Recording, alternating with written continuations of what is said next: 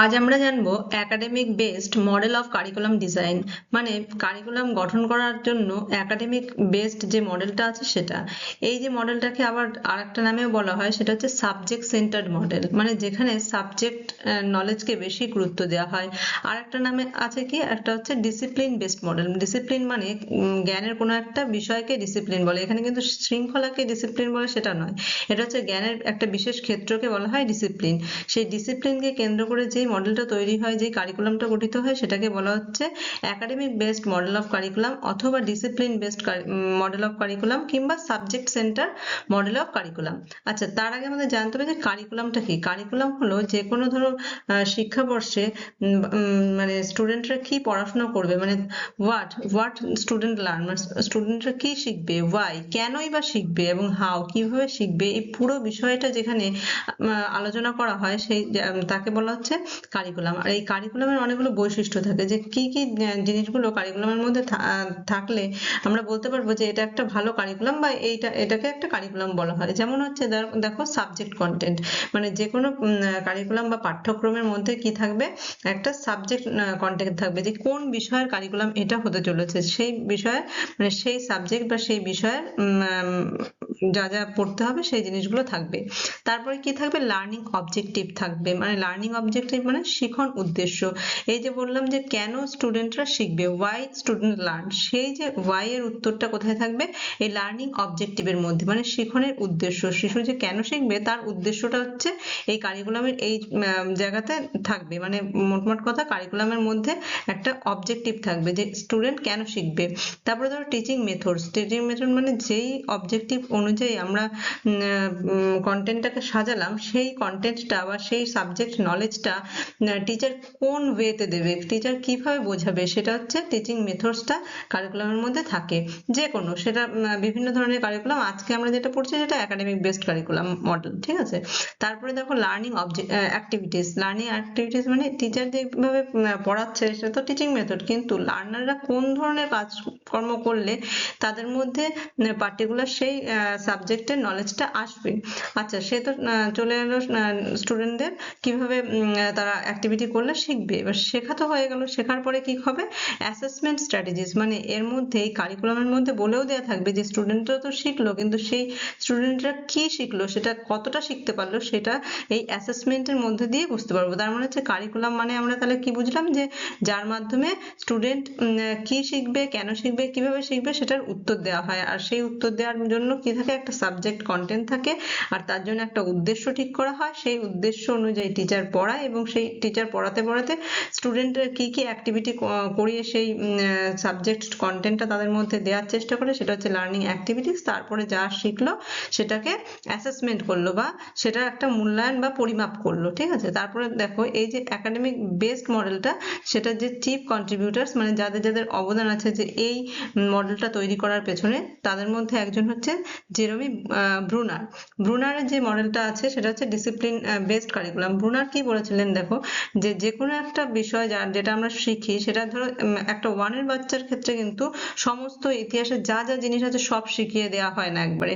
ওয়ানের বাচ্চা একটু বুঝবে, তারপর তার থেকে ধরো পার্টিকুলার মুঘল সাম্রাজ্য সম্পর্কে যদি বোঝানো হয়, যদিও ফাইভে পর থেকে এগুলো শেখানো হয়, ওয়ানে মুঘল সাম্রাজ্য শেখানো হয় না, শুধু বোঝার জন্য বোঝো যে ওয়ানের ক্ষেত্রে যদি মুঘল সাম্রাজ্য সম্পর্কে ছোট্ট একটু করে বললো যে কারা মুঘল ছিল, কারা কিভাবে এলো সেগুলো।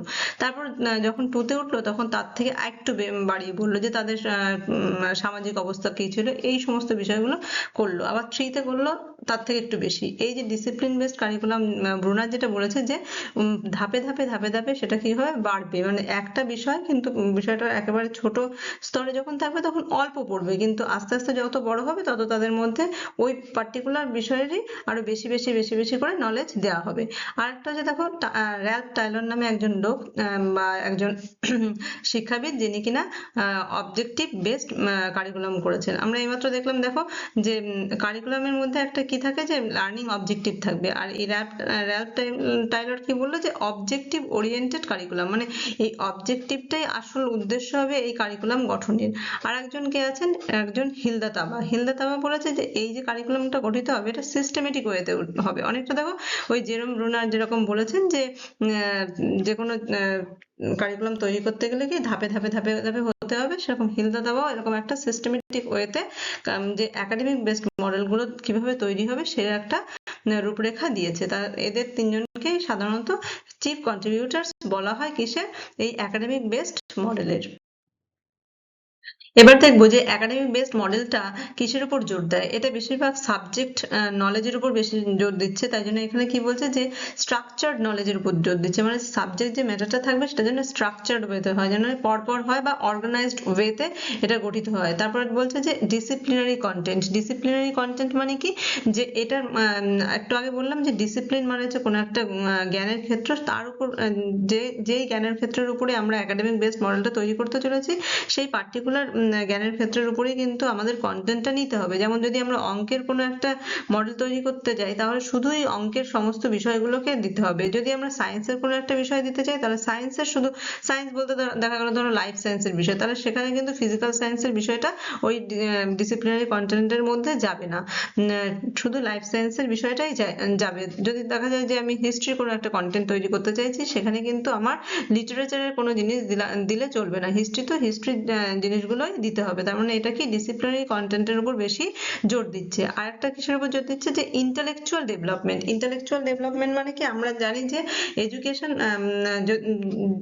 সাধারণত কি সব ধরনের ডেভেলপমেন্টের উপর জোর দেয়। যে কোনো স্টুডেন্ট যদি শিক্ষিত হয় তাহলে তার মধ্যে সমস্ত ধরনের ডেভেলপমেন্ট থাকবে, যেমন মরাল ডেভেলপমেন্ট থাকবে, ফিজিক্যাল ডেভেলপমেন্ট থাকবে, তারপর সোশ্যাল ডেভেলপমেন্ট থাকবে, ইন্টেলেকচুয়াল ডেভেলপমেন্ট থাকবে, এরকম আরো অনেক ধরনের ডেভেলপমেন্ট থাকবে। কিন্তু এই যে একাডেমিক বেসড মডেলটা, এটা শুধুমাত্র ইন্টেলেকচুয়াল ডেভেলপমেন্টের উপর বেশি জোর দিচ্ছে, যে অন্য ডেভেলপমেন্ট গুলো হলে হোক, না হলে না হোক, কিন্তু ইন্টেলেকচুয়াল ডেভেলপমেন্ট যাতে হয় সেই অনুযায়ী কন্টেন্টটাকে এরা কি করে, মানে মডেল তৈরি করার সময় মাথায় রাখে। তারপরে কি মাস্টারি অফ সাবজেক্ট ম্যাটার, মানে এদের উদ্দেশ্যই হচ্ছে যে স্টুডেন্ট এই যে মডেলটা ফলো করলে কি হবে, তার মধ্যে সাবজেক্ট যে নলেজ সেটার উপর একটা মাস্টারি সে অর্জন করবে। আর বেশিরভাগ এদের এমফাসিস কিসের উপর থাকে, যে ট্রান্সমিশন অফ সাবজেক্ট নলেজ। এরা চায় যে এই যে স্টুডেন্টরা যে সাবজেক্ট নলেজটা গ্যাদার করলো সেটা যাতে এক জেনারেশন থেকে আরেক জেনারেশনে চলে যেতে পারে, মানে পুরোপুরি একটা কম্প্যাক্ট নলেজ, মানে কম্প্যাক্ট বই থেকে পড়লো, পড়ার পরে সেটা মুখস্থ করলো এবং সেটা যা যা মুখস্থ করলো সেটাই আবার অন্য মানে পরবর্তী জেনারেশনকে উগড়ে দিতে পারবে, সেটাই হচ্ছে ট্রান্সমিশন অফ সাবজেক্ট নলেজ। এই জন্য এই একাডেমিক বেসড মডেলটা খুব পরিমাণে ইন্টেলেকচুয়াল ডেভেলপমেন্ট বা ওই সাবজেক্ট ম্যাটারের উপরে বেশি জোর দিচ্ছে। এছাড়া কি করে, এছাড়া হচ্ছে এটা এসেনশিয়ালিজমের উপর বেশি জোর দেয়। এসেনশিয়ালিজমে কি করা হয়, যে বেশিরভাগ মানে নলেজের উপর এরা বেশি জোর দেয়, মানে এসেন্স বা উপাদান বা বলতে পারো যে বিষয় বা বিষয়ের উপরে বেশি জোর দেয়। তাই এরা এসেনশিয়ালিজম, মানে এটা একটা ফিলোসফিক্যাল পার্ট, মানে ফিলোসফির একটা অংশ, ফিলোসফি মানে দর্শনের একটা অংশ, যেখানে কি করা হয় যে সাবজেক্ট নলেজকে বেশি জোর দেওয়া হয়। আর এদের ক্ষেত্রে সেই ফিলোসফিক্যাল দৃষ্টিভঙ্গি কি এসেনশিয়ালিজম। এরাও চায় যে হ্যাঁ পুরোপুরি এই যে মডেলটা তৈরি হবে সেখানে শুধুমাত্র নলেজকেই বেশি পরিমাণে জোর দেওয়া হবে। আর একটা কি করে, এরা পেরিনিয়ালিজমের উপর গুরুত্ব দেয়। পেরিনিয়ালিজম এটা বিশ্বাস করে, এটাও কিন্তু আমাদের একটা ফিলোসফিক্যাল দৃষ্টিভঙ্গি। এই দৃষ্টিভঙ্গিতে কি বলা হয়, যে যা কিনা আমাদের সাবজেক্ট নলেজ আছে বা যা কিনা আমাদের সত্য আছে, সত্যটা সবসময় একই রকম থাকে। সত্যের কোনো মানে আগের যুগে যেটা সত্য ছিল এই যুগে তার সত্যতা হারিয়ে ফেলেছে এরকম না, মানে ইউনিভার্সাল নলেজের উপরে এরা বেশি বিশ্বাস করে, মানে সত্য, শিব এবং সুন্দরের উপরে এরা বিশ্বাস করে। মানে বলতে চাই যে ধরো এরকম হলো, সব থেকে সহজভাবে বলি যে এরকম হচ্ছে যে সদা সত্যি কথা বলবে। এই যে সদা সত্যি কথা বলবে, এই যে নলেজটা, এটা কিন্তু এরা বলছে সারা জীবন একই রকম থাকবে, এর কোনো চেঞ্জ নেই।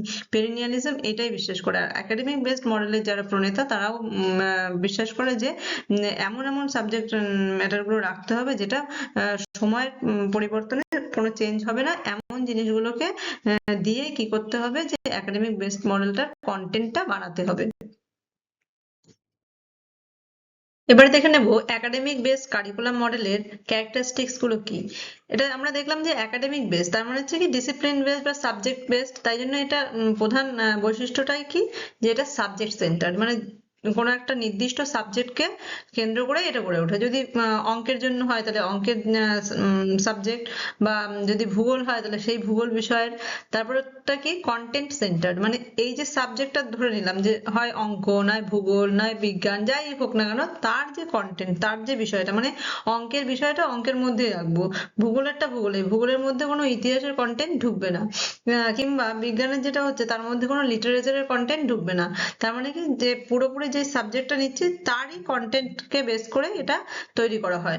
তারপরে বৈশিষ্ট্যটা কি বলা হচ্ছে যে টিচার ডাইরেক্টেড বা টিচার সেন্টার্ড, মানে এই যে সাবজেক্ট সেন্টার্ড যে একাডেমিক বেসড মডেলটা তৈরি হলো, এখানে টিচারই পুরো জিনিসটাকে স্টুডেন্টদের মধ্যে দেবে। সে কি করবে এখানে, তিনি হচ্ছে সর্বে সর্বা।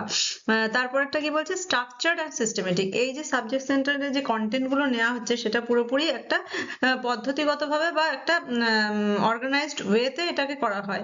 তারপরে কি এই যে সাবজেক্ট সেন্টার ব্যাপারটা নিল, মানে পুরো সাবজেক্টটা নিল, এটাকে আসলেই নেওয়া হয় হচ্ছে কি এক্সামিনেশন ওরিয়েন্টেড, মানে পরীক্ষা নেবে বলেই এটাকে তৈরি করা হয়। মানে পরীক্ষা যাতে ভালো করে স্টুডেন্টরা দিতে পারে, এটা ওরা মনে করে যে যদি ঠিকঠাক করে সেই সাবজেক্টটা দেওয়া হয় তবেই হয়তো স্টুডেন্ট ভালোভাবে এক্সামটা দিতে পারবে।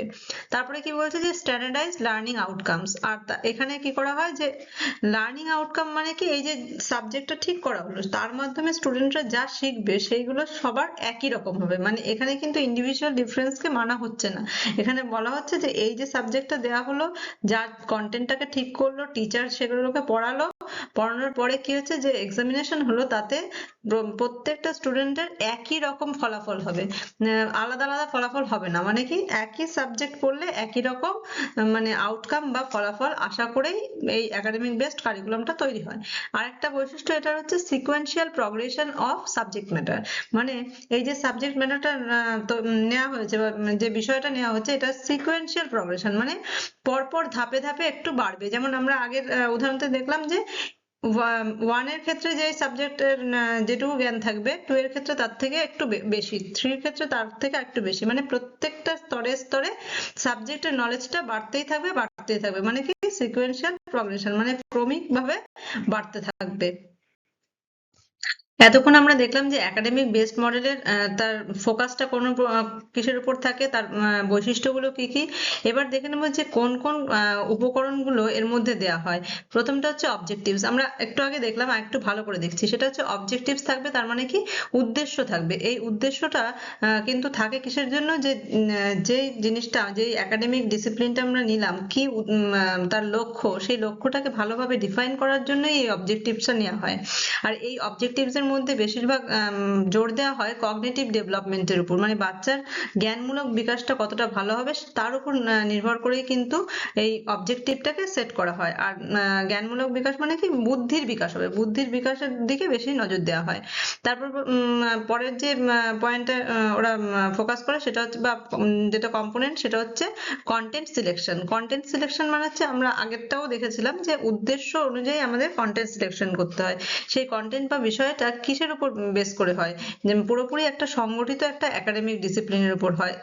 যেমন দেখছিলাম যে অঙ্কের উপর বা ভূগোলের উপর এরকম। তো তার উপর বেস করে কি করা হয়, যে টেক্সট বুক তৈরি করা হয়, তার উপর বেস করেই দেখা যাচ্ছে তোমার ডিসিপ্লিনটা পুরোপুরি স্ট্রাকচার্ড করা হয়। আর এক্ষেত্রে যে টিচিং মেথডস গুলো একজন টিচার ফলো করবে সেটা হচ্ছে লেকচার মেথড করতে পারে, ডেমনস্ট্রেশন মেথড করতে পারে, ডিসকাশন করতে পারে, টেক্সট বুক বেসড ইনস্ট্রাকশন করতে পারে, অ্যাসাইনমেন্ট দিতে পারে, বিভিন্ন হোমওয়ার্ক দিতে পারে বাড়িতে কাজ করার জন্য। এইগুলো সাধারণত এই টিচিং মেথড যে কম্পোনেন্টটা আছে তার মধ্যে টিচার ফলো করে থাকে। আর লার্নারের অ্যাক্টিভিটির মধ্যে কি কি থাকতে পারে এক্ষেত্রে, যেহেতু আমরা আগে দেখলাম যে টিচার সেন্টার, যেহেতু সেই জন্য কি টিচার যা বলবে স্টুডেন্টরা তাই লিখে নেবে, তার মানে কি টিচার পড়বে তার সঙ্গে সঙ্গে পড়লো রিডিং, তারপরে টিচার যা যা বললো সেগুলো লিখে নিল, তার মানে নোট টেকিং করলো। আর কি রিটেন অ্যাসাইনমেন্ট দেয়, এক্ষেত্রে কিন্তু স্টুডেন্টের পুরো যা যা বইতে লেখা আছে ওগুলো মুখস্থ করে করেই অ্যাসাইনমেন্ট করবে, কিংবা কখনো কখনো দেখা গেলো বিজ্ঞানের ক্ষেত্রে ল্যাবরেটরি ওয়ার্ক করলো, কিন্তু সেটা কিন্তু ক্রিয়েটিভ দিকে যাবে না, যা যা বইতে আছে সেই জিনিসগুলোই ওরা হাতে নাতে করে দেখবে, কিন্তু বইয়ের বাইরে না, বইয়ের মধ্যের জিনিসই বলতে পারে অনেকটা, যে মুখস্থ করে যে শিক্ষা, সেই শিক্ষাটা এখানে করা হয়। আর এক্ষেত্রে লার্নিং অ্যাক্টিভিটিজ এর পরে কি করবে, যে অ্যাসেসমেন্ট। যে অ্যাসেসমেন্ট হলো মানে কি, যা যা অবজেক্টিভস হলো, যা কন্টেন্ট সিলেকশন হলো, টিচার পড়ালো বা লার্নিং অ্যাক্টিভিটিস স্টুডেন্ট যাই করলো না কেন, কতটা করতে পারলো সেটা করতে গেলে কি করতে হয়, অ্যাসেসমেন্ট বা ইভ্যালুয়েশন করতে হয়। সেই ইভ্যালুয়েশনের ক্ষেত্রে যে টেকনিক গুলো টিচার ব্যবহার করে থাকে সেটা হচ্ছে রিটেন এক্সামিনেশন নেয়। মানে লেখা পরীক্ষার মাধ্যমে দেখার চেষ্টা করে যে স্টুডেন্টের কতটা মানে এর লার্নিংটা হয়েছে। আরেকটা কি, স্ট্যান্ডার্ডাইজ টেস্ট। একটু আগে কি বললাম, স্ট্যান্ডার্ডাইজ টেস্টটা কেন করা হচ্ছে, কারণ এক্ষেত্রে কারিকুলাম ডিজাইনাররা ভাবছে যে প্রত্যেকটা স্টুডেন্ট একই রকম, তাদের একটা বই বা একটা ডিসিপ্লিন যদি একটা স্টুডেন্ট পড়ে, তার একই রকমের কি হবে, তার আউটকামটা একই রকম হবে, তার শেখার ব্যাপারটা একই রকম হবে। তাই জন্য স্ট্যান্ডার্ডাইজ টেস্ট ব্যবহার করছে, ইন্ডিভিজুয়াল টেস্ট করছে না, স্ট্যান্ডার্ডাইজ টেস্ট করছে, যাতে প্রত্যেকটা স্টুডেন্টকে পরীক্ষাটা নেওয়া যায়। যেমন তোমাদের যদি বিভিন্ন কলেজের পরীক্ষা হোক বা ইউনিভার্সিটি পরীক্ষা হচ্ছে, বা যে কোনো ছোটবেলা যদি তোমার মাধ্যমিক, উচ্চ মাধ্যমিক, এই সমস্ত যে পরীক্ষাগুলো সবই কিন্তু স্ট্যান্ডার্ডাইজ টেস্টের উপরে করা হয়। কারণ স্ট্যান্ডার্ডাইজ টেস্টের মাধ্যমে বোঝা মানে দেখার চেষ্টা করা হয় যে প্রত্যেকটা স্টুডেন্ট হয়তো একই রকম ভাবে শিখবে। এখানে কিন্তু ইন্ডিভিজুয়াল ডিফারেন্সকে সেভাবে করে মানা হয় না। তারপরে কি, কুইজেস এর মাধ্যমেও এই অ্যাসেসমেন্টটা করা হয়। এছাড়া কি, বিভিন্ন অ্যাসাইনমেন্ট দেয়, এছাড়া ওরাল প্রেজেন্টেশনও কখনো কখনো দিয়ে থাকে। তো সেই সমস্ত ভাবেই কি করা হয়, যে স্টুডেন্টের লার্নিং আউটকামটাকে দেখা হয়। এখন দেখে নেওয়া যাক যে একাডেমিক বেসড কারিকুলামের স্টেপস গুলো কি কি, মানে কিরকম ধাপে ধাপে করে এই কারিকুলামটা তৈরি করা হয়। প্রথমে হচ্ছে আইডেন্টিফাই এডুকেশনাল অবজেক্টিভস। মানে আমরা যে কারিকুলামটা তৈরি করতে চাইছি সেটা কোন সাবজেক্টকে কেন্দ্র করে করতে চাইছি, সেই অবজেক্ট মানে সেই সাবজেক্টের কি অবজেক্টিভস আছে, কি উদ্দেশ্যে আমরা এটা তো করতে চাইছি, সেটা আগে ঠিক করতে হবে। তারপরে কি করতে হবে, সিলেক্ট সাবজেক্ট কন্টেন্ট। তারপরে কি, সেই যে উদ্দেশ্য অনুযায়ী আমাদের কি করতে হবে, সাবজেক্টের বিষয়টাকে সিলেক্ট করতে হবে, নির্বাচন করতে হবে। অনেক ধরনের মানে বিষয় থাকতে পারে, তার থেকে সিলেক্ট করতে হবে। তারপর কি, অর্গানাইজ কন্টেন্ট লজিক্যালি। এবার কি হচ্ছে, যে বিষয়টাকে কি পরপর পরপর সাজাতে হবে, লজিক্যালি করতে হবে। তারপরে কি, চুজ ইনস্ট্রাকশনাল মেথডস। মানে এরপরে কি করতে হবে, এই যে বিষয়টা আমরা নিলাম, কন্টেন্টটা নিলাম, সেটাকে কোন মেথডে টিচার পড়াবে সেটাকে চুজ করতে হবে। তারপরে ধাপটা কি, ডিজাইন অ্যাসেসমেন্ট টুলস। টিচারের পড়ানো হয়ে গেল, এরপরে কি, অ্যাসেসমেন্ট নেওয়া হবে, মানে পরীক্ষাটা নেওয়া হবে বা জানতে চাওয়া হবে যে স্টুডেন্ট কতটা জানলো। সেই জন্য কি হচ্ছে, অ্যাসেসমেন্ট টুল বা অ্যাসেসমেন্ট কিভাবে নেওয়া হবে সেই জিনিসটা ঠিক করতে হয়। তারপরে ইমপ্লিমেন্ট দ্য কারিকুলাম। সবকিছু হয়ে যাওয়ার পরে ওই কারিকুলামটাকে স্টুডেন্টদের উপর প্রয়োগ করতে হবে। প্রয়োগ করার পরে কি আসবে, ইভ্যালুয়েশন। প্রয়োগ করার পরে দেখা হবে যে আদৌ কারিকুলামটা ঠিকঠাক করে স্টুডেন্টদের উপরে প্রযোজ্য হয়েছে কিনা। একটা উদাহরণ দিয়ে বলি, দেখো যদি আমরা এরকম করি যে বাংলার, ধরো ক্লাস 5 এর বাংলার আমি একাডেমিক বেসড কারিকুলাম মডেল তৈরি করতে চাইছি। তো সেক্ষেত্রে কি করতে হবে, প্রথমে হচ্ছে আইডেন্টিফাই এডুকেশনাল অবজেক্টিভস। মানে কি, ওই যে 5 এর বাচ্চা ওই বাংলা বই পড়ে কি কি তার বিষয়গুলো আসবে, মানে সে কি কি জিনিসগুলো শিখবে, সেগুলো প্রথমে আমি ঠিক করে নিলাম। তারপরে কি করতে হবে, সিলেক্ট সাবজেক্ট কন্টেন্ট। এবার যেই অবজেক্টিভ গুলো ঠিক করলাম, ধরো আমি এরকম ঠিক করলাম যে সে তার মধ্যে সামাজিক বোধ গড়ে উঠবে, তার মধ্যে নৈতিক বোধ গড়ে উঠবে, বা তার মধ্যে বন্ধুত্বপূর্ণ মনোভাব গড়ে উঠবে। এইগুলো হচ্ছে আমার অবজেক্টিভস। আমি ঠিক করে নিলাম যে 5 এর বাচ্চাটা বাংলা বইটা পড়লে এই জিনিসটা জানতে পারবে। তো সেক্ষেত্রে কি করতে হবে, আমাকে সাবজেক্ট কন্টেন্টটা ওই রিলেটেড করতে হবে, যে সামাজিক বোধ জাগ্রত হচ্ছে এরকম কোনো গল্প আছে কিনা, মোরাল ডেভেলপমেন্টের সাহায্য করছে এরকম কোনো গল্প আছে কিনা। তো সেইগুলো কন্টেন্ট গুলোকে আমি কি করলাম, সিলেক্ট করে নিলাম। অনেক গল্পই তো থাকতে পারে, তো তার মধ্যে থেকে যেগুলোর মধ্যে দিয়ে মানে বেশি করে সামাজিক ডেভেলপমেন্ট হতে পারে, যেগুলোর মধ্যে দিয়ে বেশি করে মোরাল ডেভেলপমেন্ট হতে পারে, সেই গল্পগুলোকে আমি কি করলাম, নির্বাচন করলাম। নির্বাচন হয়ে গেল। এবার অর্গানাইজ কন্টেন্ট লজিক্যালি। এবার পরপর আমাকে সাজাতে হবে, আমার অবজেক্টিভ যেভাবে আমি সেট করেছি সেইভাবে করে আমাকে ওই গল্পগুলোকে এবার সাজাতে হবে। সাজানো হয়ে গেল, হওয়ার পরে চুজ ইনস্ট্রাকশনাল মেথডস। কি করব, এরপরে দেখবো যে কিভাবে পড়ালে বাচ্চাদের মধ্যে এটা আসছে? ধরো যদি বলিস যে সামাজিক যে সামাজিক ব্যাপারটা কি, আমি যদি গল্প বলি তার মাধ্যমে অবশ্যই হবে, কিন্তু সেই জিনিসটা যদি আমি দেখা গেল খেলার মাধ্যমে করালাম, তাহলে কি হচ্ছে, খেলার মাধ্যমে মানে প্লে ওয়ে মেথডে করলে ওদের মধ্যে কিন্তু এই বন্ধুত্বপূর্ণ ব্যাপার বা সামাজিক ব্যাপারটা কিন্তু ভালোভাবে আসবে। তাহলে সেক্ষেত্রে আমার ইনস্ট্রাকশনাল মেথডটা কি হলো, সেক্ষেত্রে ইনস্ট্রাকশনাল মেথডটা হলো যে প্লে ওয়ে মেথড। পরে একটা গল্পের ক্ষেত্রে দেখা গেল সেটার মাধ্যমে আমি মরাল ডেভেলপমেন্ট করাতে চাইছি, তো সেক্ষেত্রে আমি হয়তো কোনো মনীষীর জীবন কাহিনী গল্পের ছলে বললাম, তাহলে সেক্ষেত্রে আমাদের ইনস্ট্রাকশনাল মেথডটা কি হয়ে গেল, হচ্ছে তোমার স্টোরি টেলিং মেথড হয়ে গেল। তারপরে কি, ডিজাইন অ্যাসেসমেন্ট টুলস। এবার তো সমস্ত গল্প টল্প হলো, কিভাবে পড়ালো, সবকিছু হলো। এবার দেখতে চাওয়া হবে যে স্টুডেন্ট কতটা শিখলো। সেক্ষেত্রে কি আমি কোশ্চেন আনসার রাখবো, নাকি কোনো স্ট্যান্ডার্ডাইজ টুল করব, নাকি তার কোনো আচরণের মাধ্যমে দেখবো, সেইগুলো হচ্ছে কি ওয়েতে তাকে অ্যাসেসমেন্ট করব সেটা ঠিক করতে হবে। হয়ে গেল।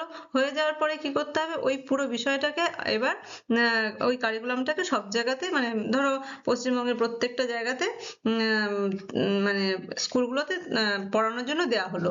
আগে যে বিষয়টা করলাম সেটা ধরো একটা গ্রুপের উপর করে দেখলাম যে ওরা পারছে কি পারছে না, বা ইমাজিনারি ভেবে নিলাম, কিন্তু এটা হচ্ছে বাস্তবে মানে ফলানো হলো, প্রত্যেকটা স্কুলে স্কুলে দেওয়া হলো। দেওয়ার পরে পরে একটা সেশনের পরে দেখতে চাওয়া হলো যে স্টুডেন্টরা কতটা শিখেছে। তারপর তার মানে কি, এবার আসবে কি, ইভ্যালুয়েশন করতে হবে, তাদের মূল্যায়ন করতে হবে যে আদৌ তারা এগুলো শিখতে পারলো কিনা, আদৌ তাদের মধ্যে সামাজিক বোধ আসলো কিনা, আদৌ তাদের মধ্যে নৈতিক বোধ আসলো কিনা, এগুলো দেখতে হবে। একাডেমিক বেসড কারিকুলাম মডেলের যে অ্যাডভান্টেজ গুলো কি কি, এক্ষেত্রে দেখা যায় যে স্ট্রং ফাউন্ডেশন অফ নলেজ, মানে এক্ষেত্রে জ্ঞানের ক্ষেত্রে একটা স্ট্রং ফাউন্ডেশন হয়, মানে দৃঢ় একটা ভিত তৈরি হয়। কারণ এক্ষেত্রে দেখা যাচ্ছে যে একটা পেজে একটা স্টুডেন্ট যতটা ইনফরমেশন পায়, যতটা নলেজ পায়, সেটাই যদি প্রজেক্টের মাধ্যমে বা এক্সকারশনের মাধ্যমে জানতে চাইতো, তাহলে কিন্তু একবারে অতটা সময়ও পেত না, আর অতটা বুঝতেও পারতো না। অনেক সময় এরকম হয় যে এক্সকারশনে যাওয়ার পরেও স্টুডেন্ট বুঝতে পারে না যে তার মানে কম্প্যাক্ট নলেজটা কি হলো, মানে অ্যাকচুয়াল নলেজটা কি হলো, সেটা সে বুঝতে পারে না। কিন্তু এই যে একাডেমিক বেসড ডিসিপ্লিনের ক্ষেত্রে পুরো বিষয়টাই কম্প্যাক্ট ওয়েতে দেওয়া হয় বলে স্টুডেন্টরা সেটা কিন্তু বুঝতে পারে, আর এদের কিন্তু একটা ভিতটাও খুব ভালো করে তৈরি হয় যে এইটুকু পেজে এই জিনিসগুলো আছে, আর সমস্ত বিষয়টা এরকম। তারপরে কি, ক্লিয়ার স্ট্রাকচার অ্যান্ড অর্গানাইজেশন। এক্ষেত্রে পরপর পরপর যে জিনিসগুলো পরপর সাজানো ভাবে থাকে, যেহেতু এক্সপার্টরা এগুলো তৈরি করে থাকে, যার ফলে স্টুডেন্টরা একটু দেখলে এটা বুঝে যায়। তারপর হচ্ছে easy to assess and to standardize. এক্ষেত্রে যেহেতু পুরো জিনিসটা স্ট্রাকচার্ড ওয়েতে থাকে, তার ফলে টিচারদেরও কি হয়, স্টুডেন্ট কতটা শিখলো সেটা কিন্তু ইভ্যালুয়েশন করতে পারে, আর ইভ্যালুয়েশনের মাধ্যমে কি করতে পারে, স্ট্যান্ডার্ডাইজ করতে পারে যে হ্যাঁ, এই জিনিসটা করার পরে যেহেতু মূল্যায়নের মাধ্যমে আসলো যে স্টুডেন্ট এতটা বেশি শিখেছে, তার মানে কি, এতগুলো 100 জনের মধ্যে প্রায় 90 জনই এতটা ভালো ফলাফল করেছে, তার মানে এই পার্টিকুলার ডিসিপ্লিনটাকে স্ট্যান্ডার্ডাইজ করা যেতে পারে। তারপরে বলছে যে প্রমোটস ইন্টেলেকচুয়াল ডিসিপ্লিন। যখন দেখা যাচ্ছে যে পার্টিকুলার কোনো একটা সাবজেক্টের স্ট্যান্ডার্ডাইজেশনটা খুব ভালো করে হয়েছে, সেক্ষেত্রে কিন্তু ডিসিপ্লিনটা, ইন্টেলেকচুয়াল ব্যাপারটা কিন্তু আরো বেশি করে বাড়ে। মানে কি, ডিসিপ্লিনের মধ্যে আরো নতুন নতুন তথ্য আসে, কিসের মাধ্যমে, স্টুডেন্টদের যে ইভ্যালুয়েশনের মাধ্যমে। তারপর বলছে prepare students for higher education. এই যে একাডেমিক বেসড মডেলের মাধ্যমে স্টুডেন্ট অনেক বেশি বেশি তথ্য পায়, তার ফলে কি, হায়ার এডুকেশনের ক্ষেত্রে এদের কিন্তু খুব ভালো হয়। ছোটদের ক্ষেত্রে অতটা বেশি এটা ভালো ফল দেয় না, কিন্তু বড়দের ক্ষেত্রে কিন্তু এটা খুব ভালো ফল দেয়। Advantages for large scale education system, মানে যেখানে দেখা যাচ্ছে অনেক স্টুডেন্টকে একবারে পড়াতে হবে, সেক্ষেত্রে কিন্তু একাডেমিক বেসড কারিকুলামটা খুব উপকারী। মানে যেখানে সবাইকে একই রকম শিক্ষা দেওয়া হচ্ছে। যদি ইন্ডিভিজুয়াল ডিফারেন্সের ক্ষেত্রে কিন্তু আবার প্রত্যেকের দিকে নজর দিতে গেলে তখন আবার কিন্তু এই একাডেমিক বেসড কারিকুলামটা তখন আবার কাজ হবে না। তো সেক্ষেত্রে কি হচ্ছে, মানে বলতে চাইছি যে ইন্ডিভিজুয়াল ডিফারেন্সকে যদি আমরা মান্যতা দিই, তাহলে কিন্তু অনেকটা সময় লাগবে। সেক্ষেত্রে আমরা যদি ব্যবহার করি একাডেমিক বেসড মডেল, তাহলে একবারে অনেক লোককে পড়ানো যেতে পারে। আচ্ছা, এর ডিসঅ্যাডভান্টেজ গুলো কি? এতক্ষণ তো দেখলাম যে সুবিধাগুলো কি কি। সুবিধাগুলো যেমন আছে, এর কিছু অসুবিধাও আছে। অসুবিধাগুলো কি? Little focus on practical skill. পুরোটাই যেহেতু মানে একেবারে বই পড়ে মুখস্থ করা, শুধুমাত্র ডিসিপ্লিন বেস বা একাডেমিক বেস, সেক্ষেত্রে কি হচ্ছে, প্র্যাকটিক্যাল নলেজটা এখানে কিন্তু বেশি একটা গুরুত্ব পায় না। Neglect creativity. প্রত্যেককে যেহেতু গুরুত্ব দেওয়া হচ্ছে না, সবাইকে একই জিনিস মুখস্থ করাতে বাধ্য করা হচ্ছে, তার ফলে কি নতুন কিছু তৈরি করার ব্যাপারটা এখানে থাকছে না। Neglect individuality. আগেই বললাম যে ব্যক্তি স্বাতন্ত্র্যকে এখানে গুরুত্ব দেওয়া হচ্ছে না। প্রত্যেকটা শিক্ষার্থীকে এখানে মানে এটা চাইল্ড সেন্টার্ড না, এটা শিক্ষার্থীকে গুরুত্ব দেয় না। Teacher centred approach. এই যে বললাম যে চাইল্ড সেন্টার্ড না, এখানে টিচার সেন্টার। টিচারই এখানে কি সর্বে সর্বা। Neglect social and emotional development. এখানে শুধুমাত্র ইন্টালেকচুয়াল ডেভেলপমেন্টকে দেখা হচ্ছে, এখানে কিন্তু সোসাইটিতে কি হলো বা কোনো একটা বাচ্চার ইমোশন ডেভেলপমেন্ট কি হলো, এই ব্যাপারগুলো এখানে দেখে না। এখানে রিজিড এবং ইনফ্লেক্সিবল ইন নেচার, মানে যা আছে লেখা সেগুলোকেই ফলো করতে হবে, মানে একেবারে রিজিড, মানে কোনো রকম ভাবে এখানে নমনীয়তা নেই। এখানে দেখা হচ্ছে না যে প্রত্যেক বাচ্চা আলাদা আলাদা শিখতে পারে, এই ব্যাপারটা এখানে নেই। এখানে যেটা দেয়া আছে সেটাই মুখস্থ করতে হবে, এবং তার মাধ্যমে যে নাম্বারটা পাওয়া হবে তার মাধ্যমে দেখা হবে যে কারিকুলামটা ঠিকঠাক হয়েছে কিনা। একাডেমিক বেসড মডেলের অনেক অসুবিধা থাকা সত্ত্বেও মডার্ন যুগেও একে অনেক জায়গায় অ্যাপ্লাই করা হয়। দেখো, প্রথমেই বলা হচ্ছে যে স্কুলেও করা হয়, ইউনিভার্সিটিতেও করা হয়। কারণ স্কুলে বা ইউনিভার্সিটিতে আমরা দেখি যে বিভিন্ন আলাদা আলাদা সাবজেক্টের আলাদা আলাদা কি হচ্ছে কন্টেন্ট আছে, তার উপর বেস করেই কিন্তু পরীক্ষাটা হয়, এবং এই পরীক্ষাটা নেওয়া হয় মানে এটা স্বীকার করে নেওয়া হয় যে ইন্ডিভিজুয়াল ডিফারেন্স নেই, প্রত্যেকে ওই বইটা পড়লে এতটা নাম্বার পাবে, বা নাম্বারের বেসিসেই তাদের কি হয়, স্কুল থেকে কলেজ, কলেজ থেকে ইউনিভার্সিটিতে স্টুডেন্টরা ভর্তি হতে পারে। তারপরে কি কম্পিটিটিভ এক্সাম। কম্পিটিটিভ এক্সামের ক্ষেত্রেও কি হচ্ছে, একটা নির্দিষ্ট সাবজেক্ট বলে দেওয়া হচ্ছে, একটা নির্দিষ্ট মানে সিলেবাস বলে দেওয়া হচ্ছে, সেইটুকু পড়লেই বা সেইটুকু মুখস্থ করতে পারলেই বা সেগুলোর উপরে কোশ্চেন আসবে, সেগুলো করে দিতে পারলেই চাকরি হয়ে যায়। তারপরে কি প্রফেশনাল এডুকেশন। প্রফেশনাল এডুকেশনের ক্ষেত্রেও কিন্তু এই মুখস্থ বিদ্যা বা এই সাবজেক্ট সেন্টার ব্যাপারটাকেই করা হচ্ছে। যেমন মেডিসিন।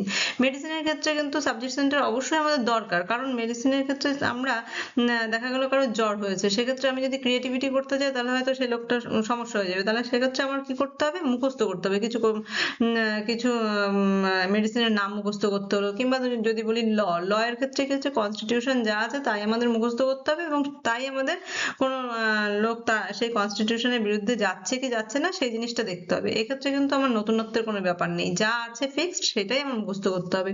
তাহলে সেই মুখস্থ করার জন্য এখানে কি বলা আছে, এই পুরো বিষয়টাই হচ্ছে সাবজেক্ট সেন্টার হচ্ছে। ইঞ্জিনিয়ারিং এর ক্ষেত্রেও তাই। কিছু কিছু ক্ষেত্রে গবেষণার বিষয়টা থাকে, কিন্তু আমাদের বিষয়টা সেটা না। এখানে বিষয়টা হচ্ছে বেশি ফোকাস কোনটার উপর করা হচ্ছে, বেশি ফোকাস করা হচ্ছে যে একাডেমিক ডিসিপ্লিনের উপর বেশি ফোকাস করা হচ্ছে। তারপরে কি ন্যাশনাল স্ট্যান্ডার্ডাইজড কারিকুলাম। ন্যাশনাল ভাবে বা জাতীয় স্তরে যে সমস্ত কারিকুলামটা গঠন করা হয়, যে পুরো দেশে একই রকমের পড়াশোনাটা চলবে, সেক্ষেত্রেও কিন্তু এই একাডেমিক ডিসিপ্লিনের উপর বা ডিসিপ্লিন বেসড কারিকুলাম মডেলের উপরে বেশি নির্ভর করা হয়। সেক্ষেত্রে দেখা হয় না যে প্রত্যেকটা রাজ্যে আলাদা আলাদা পড়াশোনা হবে, কিংবা প্রত্যেকটা স্টুডেন্ট আলাদা আলাদা ভাবে পড়াশোনা করবে, এরকম কিন্তু দেখা হয় না। যে কোনো একটা মানে দেশের ক্ষেত্রে একই রকমের শিক্ষা ব্যবস্থা চালানোর জন্য কিন্তু এই একাডেমিক ডিসিপ্লিন মডেলের উপরে কিন্তু বেশি করে গুরুত্ব দেওয়া হয়। আচ্ছা, এই ছিল আমাদের একাডেমিক বেসড মডেল বা ডিসিপ্লিন বেসড মডেল বা সাবজেক্ট সেন্টার মডেল।